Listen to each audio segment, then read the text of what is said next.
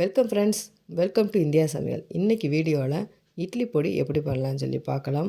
நல்லா காரசாரமான டேஸ்டியான இந்த இட்லி பொடி வந்து இட்லி தோசைக்கு குழந்தைங்களுக்கு இந்த மாதிரி செஞ்சு கொடுக்கலாம். ஃப்ரெண்ட்ஸ், நம்ம சேனலில் போடுற வீடியோ உங்களுக்கு பிடிச்சிருந்துச்சுன்னா சப்ஸ்கிரைப் பண்ணிடுங்க.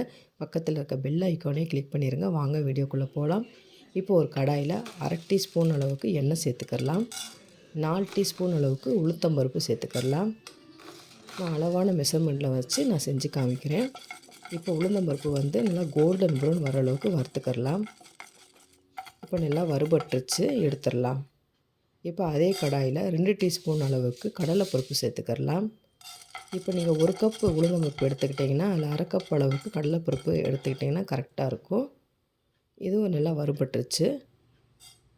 எள்ளு 2 டீஸ்பூன் அளவுக்கு சேர்த்துக்கலாம். நீங்கள் வெள்ளை எள்ளு வேணும்னாலும் சேர்த்துக்கோங்க. எள்ளுவும் நல்லா பொரிஞ்சு வரணும். இப்போ எள்ளும் நல்லா வறுபட்டுருச்சு, எடுத்து ஆற வச்சிடலாம். 6 வரமிளகா சேர்த்துருக்கேன்.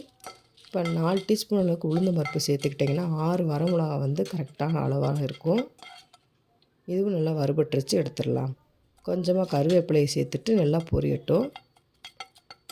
இப்போ கருவேப்பிலையும் நல்லா பொரிஞ்சிருச்சு, எடுத்துடலாம். வெள்ளைப்பூடு வந்து 4 வெள்ளைப்பூடை தட்டி சேர்த்துருக்கேன், அதையும் நல்லா பொரிஞ்சு எடுத்துடலாம். இப்போ வெள்ளைப்பூடு நல்லா பொரிஞ்சிருச்சு, எடுத்துடலாம்.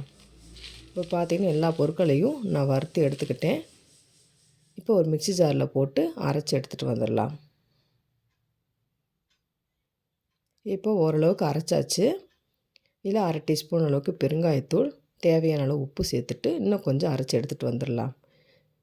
சூப்பரான இட்லி பொடி ரெடி ஆயிடுச்சு. நீங்கள் இட்லி தோசைக்கு சாப்பிட்டிங்கன்னா சூப்பராக இருக்கும். நான் உங்களுக்கு அந்த தோசையில் போட்டு காமிக்கிறேன். இப்போ தோசை தவாவில் கொஞ்சமாக மாவு எடுத்து இந்த மாதிரி தோசை ஊற்றிக்கிடலாம். இப்போ மூடி போட்டு கொஞ்சம் நேரம் வேகட்டும்.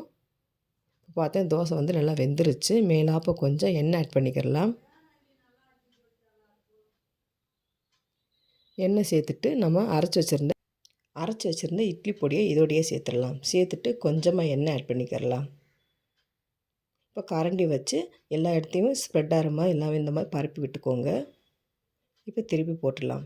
சூப்பரான பொடி தோசை ரெடி ஆயிடுச்சு. நீங்கள் இட்லிக்கும் சரி இந்த மாதிரி தோசைக்கும் செஞ்சு சாப்பிட்டிங்கன்னா சூப்பராக இருக்கும். ட்ரை பண்ணி பாருங்கள் ஃப்ரெண்ட்ஸ். ட்ரை பண்ணி பார்த்துட்டு கமெண்ட் பண்ணுங்கள். உங்களுக்கு இந்த வீடியோ பிடிச்சிருந்துச்சுன்னா லைக் பண்ணுங்கள், ஷேர் பண்ணுங்கள், கமெண்ட் பண்ணுங்கள். உங்களை நான் வேறு வீடியோ சந்திக்கிறேன். பாய். Thanks for